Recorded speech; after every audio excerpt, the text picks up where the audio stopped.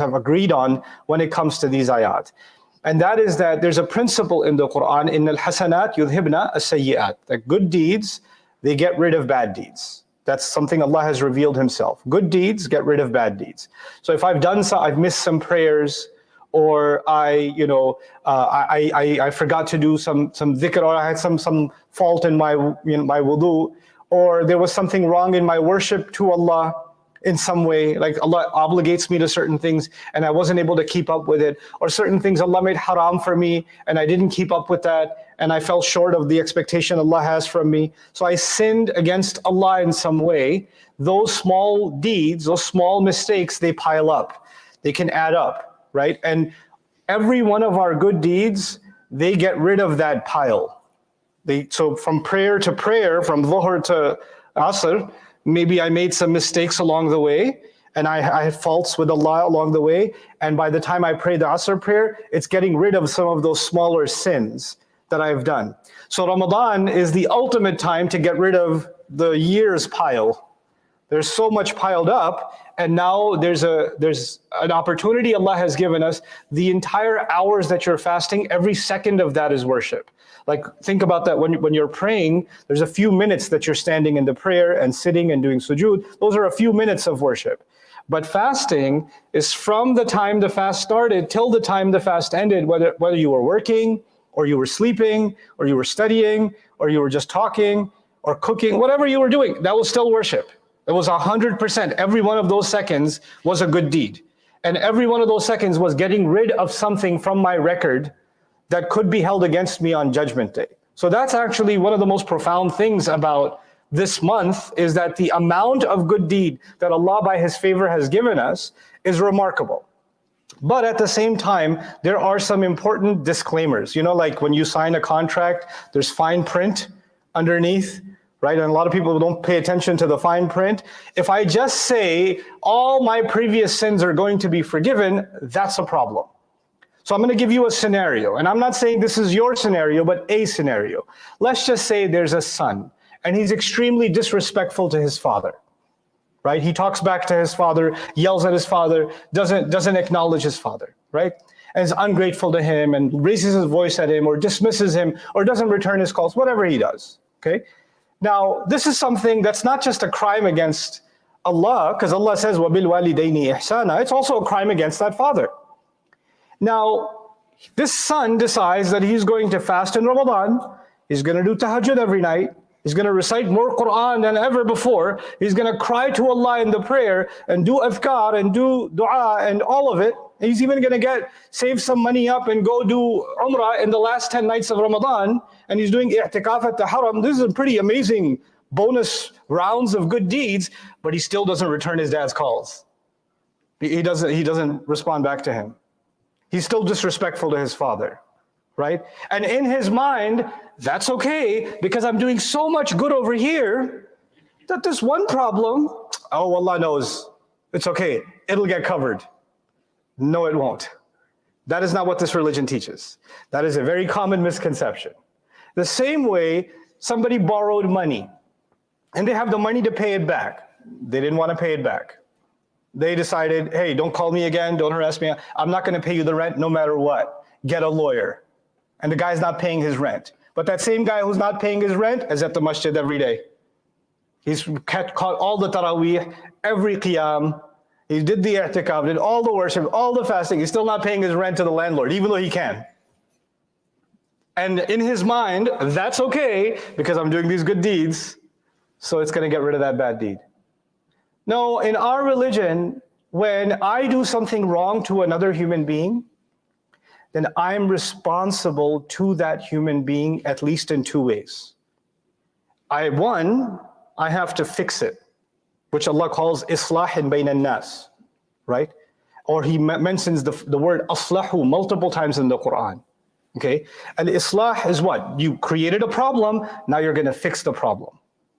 I can't sincerely ask Allah for forgiveness if I'm not even sorry for my crimes. I can't do that. So now I have to go and apologize, or I have to, not apologize, that's the second thing, I have to fix the problem. If I didn't pay the rent, I better go pay the rent. I better go do that. If I haven't been respectful to my dad, I better start being respectful. It doesn't solve the previous problem, but at least I fixed the problem. Fixing the problem. That's the first thing. The second thing is, if I offended someone, if I spoke ill against someone, if I was backbiting against someone, somebody wasn't there, I was saying bad things about them. Instead, if I have a problem with somebody, I should man up and call them and say, hey, I don't like you. I have a problem with you. I don't like that you do this, this, and this. I disagree with you. I think you're a liar. I think you're a thief. You know what? If you're man enough to do that, do it. But if you don't have the spine and you want to call everybody else and talk about it, instead of talking to them, is as if they have their doors closed, they can't be accessed, and you're backbiting about them, then Islah would be, you know, I've been saying some pretty bad things about you. I still believe them, but at least I'm going to talk to you about it now instead of talking to somebody else. That's what I'm going to do first. This is Islah. I'm going to fix the problem first. But then there's the next step. Okay, maybe I did do something wrong. Maybe I did do backbiting. I didn't pay the rent. It was disrespectful to my dad. Whatever it may be. Now there's the matter of asking for forgiveness too.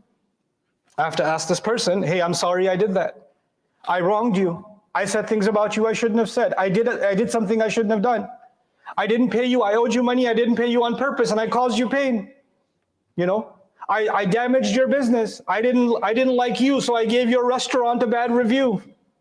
And I made sure that your business goes down because I just didn't like your face or whatever. Now I'm sorry I did that. So you apologize. But there's a problem now. We make istighfar to Allah hundreds of times, multiple times. There is istighfar to Allah in our salawat. There's istighfar to Allah after every prayer. We're asking Allah to forgive all the time. But what about people? Let's say you hurt one of your friends, and your friend says, hey man, I'm sorry. Yeah, I'm not going to forgive you. I'll see you on Judgment Day. Like, no, I'm sorry. I'm really sorry. I don't want to hear it. You're not really that sorry. And then you say sorry again. No, you're not sorry. No. That's not good enough. You think that's good enough? You think you can just say sorry and it goes away? Now this person's not willing to forgive you. Does that happen? Yeah, it happens. Now you did Islah. You tried to fix the problem. And you also tried to ask for forgiveness. So you did that. But this person's not willing to forgive you. They're not letting go.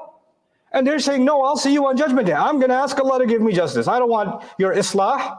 I don't want you to fix the problem. I don't care if you fix the problem or not. And I don't want to hear anything from you. And that is a very common reality in the world. At that point, what are you supposed to do? The first thing I want to remind myself and you of is, we don't beg anyone other than Allah. Allah did not make human beings someone to beg another human being. The only one we become humble before and fall before and cry before and beg for forgiveness is Allah. But then after that, let's say I was wrong, I wronged my mother, wronged my father, I should be humble before them and beg them for forgiveness. But how many times is the question? With Allah, I make istighfar hundreds of times every day. With a human being, you do it sincerely and you do it once. You do it sincerely and you do it once.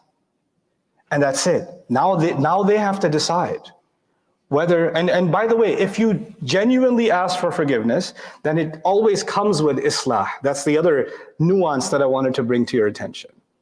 Sometimes people say sorry and keep doing the bad thing over and over anyway. I'm so sorry, I'm so sorry. And then they yell at the son yells at the father again. And then next time, I'm really sorry, Dad, I keep losing my cool. And then he disrespects his father again. And then he says sorry again. He's not really sorry. Because I said there are two things. There's Islah. You got to fix the problem and you got to apologize, right? So this person's apologizing, but they haven't fixed the problem. So if I'm really sorry towards someone, one, I'm making reconciliation. I'm correcting the issue. And second, I'm asking for forgiveness. Those two things are going hand in hand. Now, let's say you did your part. You messed up with somebody and you fixed it. You did Islah. And you apologized, but they're not ready to forgive you. If both of those conditions are met, and they're still not ready to forgive you, then what are you supposed to do? Then you're supposed to keep asking Allah for forgiveness, but not them. Allah will not, on Judgment Day, hold up your forgiveness because somebody else is still angry. You're not responsible. I'm not responsible for anybody else's emotions. I'm not. I did the damage, fine, I did it. I may have to pay for it in some way. But the only avenue Allah gave me in this life is islah and ma'dhira. That's it. That's the only two avenues He gave me. You got to fix it, pay back, make up for it, and ask for forgiveness. After that, if the person doesn't give that to me, then I can do nothing about it. Now, there are situations where people had a bad relationship with a family member. Like somebody had a fight with their brother. They didn't get along. They stopped talking to each other. Things got really ugly. And one of the brothers died. Right? So now they can't fix it. And now they're carrying this guilt. Well, the last conversation I had with him, I told him I hate you. You know, and now they died. And now I can't even apologize. I don't know what to do. Right? So now at this point, the only thing you can do is have hope in the forgiveness of Allah and do some good. Do some good, maybe even do some good in to benefit the deceased and their family, make up in some sort of way, but don't let that hang over you that Allah will never forgive me. Allah did not make your judgment on Judgment Day dependent on anybody else's mood. Unless you never made islah. Unless you never even tried. Because the only thing appreciated by Allah on Judgment Day are efforts. That's the وَأَلَّيْسَ لِلْإِنسَانِ إِلَّا مَا سَعَى. So that's the first thing that I wanted to bring to our attention this Ramadan. When we think about forgiveness, we shouldn't think that this is some blanket kind of forgiveness and all the other wrongs that we're doing, especially the wrong that we do to each other, human beings do to each other, that we don't need to fix that because we're doing Ramadan. It doesn't work that way. But the other thing that I wanted to, as we come to the close of this remark, very famous and beautiful ayah of Surah Al-Baqarah, where Allah Azza wa Jal describes one dimension of my relationship with Allah. I have many relationships with Allah, and one of them is that Allah is my wali, that Allah is my protective friend. And a wali is one of the many words in Arabic for friends. And this word in particular has to do with a friend that is looking out for you. And he's in a level, there are some friends of yours, they're really good to hang out with, but you would never leave your car with them. That's not your wali. That's your friend. They're cool. You love their jokes. You love having dinner with them, but they cannot drive your car. There's another kind of friend. You can leave your keys to the house with them. You can leave the car with them. You can go for a year and everything's going to be fine because they will look out for you. They're going to protect you, even in your absence. That kind of a friend who becomes even wali al-amr, right? They'll take care of your situation. They'll take care of your matter. That kind of a friend is called wali. And in fact, wali goes even beyond friend. It can even be someone who's responsible for you. So, the father of the girl is also called a wali. The caretaker is also called wali, And the leader of a tribe can actually also be called wali because he's taking care of the entire tribe. He's making sure the tribe is safe. So he could be the wali of the tribe. Allah uses this word to describe one dimension of my relationship with Him. That He is, one, He's looking out for me, and He's protecting me in every way. He's protecting me. So Allah says, Allahu waliyul ladhina amanu. But then He describes, okay, this relationship that He has with me, how does it practically show up? Like, what does it look like? Okay, so he has that relationship. What does He do on the basis of that relationship? And that's the phrase, يُخْرِجُهُمْ مِنَ الظُّلُمَاتِ إِلَى النُّورِ. He brings, the common translations say, He brings them out of darknesses or darkness towards light. And this is the part that I wanted to tell you is a visual aid, is a visual example. Imagine somebody deep down inside of a cave. It's dark. And way in the distance, you see an opening in the cave. There's light. And now you start walking towards the light. You start walking towards the opening of the cave, right? When you're in the dark, you don't actually recognize your surroundings. You don't know if there's a snake here. You don't know if there's a hole here. You don't know if there's a sharp edge over here. If you lean on it, it could cut you. You don't know. You don't actually know where you're standing. As you start taking steps towards the light, you don't go from 0 light to 100% light immediately. That doesn't happen. With every step, maybe it's 1% more light. Next step, 1% more light, isn't it? So it's getting less, and that's why darkness is multiple shades. There's absolute darkness. With every step I take, it's a little bit less dark. It's a little bit less dark. It's a little bit less dark. You understand? So Allah uses plural for darkness, ظulumat. Not zulma, zulumat. Why? Because every step is a little less darkness, a little less darkness, then a little less darkness. There's other things, and by the way, as I'm taking these steps, I look around and I see something that now I know is dangerous. Now I know it's harmful. 2 steps ago, I didn't think it was harmful at all because I didn't even see it. 2 steps later, my view changed. I took a couple of other steps, my view changed again. I took a couple of other steps, I look back and I say, I can't go back there, it's darker back there. Now I'm afraid of taking a step backwards. When Allah is my protective friend, He has given me a path out of multiple kinds of darknesses. But in these few minutes that I have left, I wanted to highlight something complicated or something not so much paid attention to in this image that Allah has given us. You know, Allah didn't just say, Allahu waliyul ladhina amanu yukhrijuhum min adh-dhulumati ila an-nur. The corollary, the opposite, is also being mentioned. And that's the opposite image. وَالَّذِينَ كَفَرُوا أَوْلِيَاؤُهُمُ الطَّاغُوتِ يُخْرِجُونَهُم مِّنَ النُّورِ إِلَى الظُّلُمَاتِ. And those who disbelieve, their protective friends are ṭāghūt. Taghut comes from tughyan. Tughyan in Arabic means disobedience, open disobedience. It's one thing that you break the rule, it's another that you cut the red light and you look at the cop and say, what you gonna do? That's tughyan. That's the, you're openly rebellious. You're prideful in how defiant you are. What are you going to do about it? Yeah, so I do it. Right? There's people that like proudly wear like a kafir t-shirt. Like, what are you going to do? You know, similarly to the Prophet ﷺ, some of the kuffar used to say, you know, like Allah describes, يَسْتَعْجِلُونَكَ بِالْعَذَابِ. Okay, you've been talking about Judgment Day, sun and moon crashing. Let's have it. Bring it, man. 10 years you've been talking about it, let's go. Let's do this. Tired of hearing about it, you know? This attitude is tughyan. Allah says that there are people, there are entities that want you to be proud of disobeying. Taghut are people that want you to be proud of disobeying. They don't just want you to disobey. They want you to make it look like disobedience is a good thing. And they're inviting humanity. They're inviting them. And some people accept them as friends and think that they're looking out for me. They're my awliya. Allah didn't just describe them as a ṭāghūt. Allah said, awliyā'uhum ṭāghūt. So that same relationship I have with Allah, He's looking out for me, He's protecting me. I can trust Him. I can leave my matters with Him, right? This attitude is for some people, some forces in the world that openly want you to disobey Allah, and they sell to you, I'm looking out for you. I'm trying to protect you. I'm trying to protect you from this barbaric religion. I'm trying to protect you from this oppression. I'm trying to protect you from judgment. And they'll use pretty words like, let me give you freedom. Let me make you feel good about yourself. I want you to be you. Be true to yourself, which means worship your nafs. Come.